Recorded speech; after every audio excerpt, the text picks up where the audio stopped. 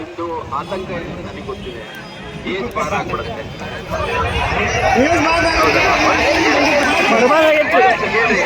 ಜೀವನ ಬರಬೇಕಾಗೋಗಿತ್ತು ಅಪ್ಪ.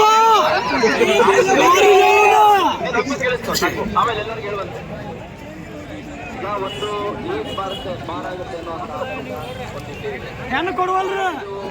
ಬಹಳ ದಿವಸಗಳ ಕಾಲ ಇಲ್ಲಿ ರೂಮ್ ಬಾಡಿಗೆ ಕಟ್ಕೊಂಡು ಪೀಜಿ ನಿಂತ್ಕೊಂಡು ಮೆಸ್ಸಲ್ಲಿ ಊಟ ಮಾಡಿಕೊಂಡು ಖರ್ಚು ವೆಚ್ಚ ಸ್ಪೆಂಡ್ ಮಾಡಕ್ಕೆ ನಿಮ್ಗೆ ಆಗಲ್ಲ. ಅದು ನನಗೆ ಗೊತ್ತಿದೆ. ಹೆಚ್ಚೆಚ್ಚು ಜಾಬ್ಗಳು ಆದಷ್ಟು ಬೇಗ ಸ್ಲಾಟ್ ಕ್ಲಿಯರ್ ಆಗ್ತಾ ಹೋಗುತ್ತೆ. ಇಲ್ಲೆಲ್ಲ ಬಹಳಷ್ಟು ಜನ ಸೀನಿಯರ್ಸ್ ಇದ್ದೀರಿ, 3-4 ವರ್ಷದಿಂದ ಓದ್ತಿರೋರು ಇದ್ದೀರಿ. ಕ್ಲಿಯರ್ ಆಗ್ತಾ ಹೋದ್ರೆ ನೆಕ್ಸ್ಟ್ ಬರೆಯುವಂಥವ್ರಿಗೂ ಇದಾಗುತ್ತೆ.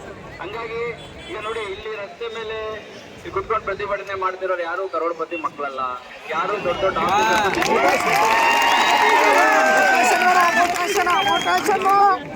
ಹಂಗಾಗಿ ನಿಮಗೆ ಒಂದೊಂದು ದಿನ ಕಳೀಲಿಕ್ಕೂ ಈ ಖರ್ಚು ವೆಚ್ಚ ಏನಾಗುತ್ತೆ ಅದನ್ನು ಬೇರ್ ಮಾಡಲಿಕ್ಕೆ ನಿಮ್ಮ ಪೋಷಕರು ಎಲ್ಲ ಭಾಳಷ್ಟು ಸಮಸ್ಯೆ ಪಡ್ತಿರ್ತಾರೆ.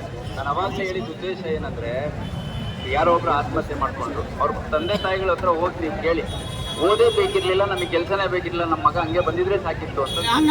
ಆಯ್ತಾ, ಇಲ್ಲಿ ಒಂದ್ ಕಡೆ ಕಮಿಷನ್ ಆಗಿದ್ದು 6-7ನೇ ಪೋಸ್ಟಿಂಗ್ ಮಾಡ್ತಾ ಇರೋದು. ಲಾಸ್ಟ್ 15 ವರ್ಷದಿಂದ ನಾನು ಫೀಲ್ಡ್ ಪೋಸ್ಟಿಂಗೇ ಮಾಡ್ತಾ ಇರೋದು. ಹಂಗಾಗಿ ಆ ಥರ ಯಾರು ನಿರ್ಧಾರಗಳು ತಗೋಬೇಡಿ. ದಯವಿಟ್ಟು ನಮ್ಮ ಕಚೇರಿನೂ ನಿಮ್ಮ ಯಾರ್ಯಾರು ಆಸ್ಪಿರೆಂಟ್ಸ್ ಇದ್ದೀರಿ ಎಲ್ಲರಿಗೂ ಯಾವುದೇ ಸಂದರ್ಭದಲ್ಲಿ ಓಪನ್ ಇರುತ್ತೆ. ಏನಾದ್ರು ಸಮಸ್ಯೆಗಳಿದ್ರೆ ಬನ್ನಿ, ನಮ್ಮ ಕೈಲಾದ ಸಮಸ್ಯೆ ನಾವು ಪರಿಹಾರ ಮಾಡೋಂಥ ಕೆಲಸ ಮಾಡ್ತೀವಿ. ಅದು ಬಿಟ್ಟು ಇಲ್ಲೆಲ್ಲರೂ ಪ್ರತಿಜ್ಞೆ ಮಾಡಬೇಕು, ಯಾವುದೇ ಕಾರಣಕ್ಕೂ ನಾವು ದುಡುಕಿನ ನಿರ್ಧಾರ ತಗೊಳಲ್ಲ ಅಂತದ್ದೆಲ್ಲ ಕೈ ಎತ್ತಿಗೆ.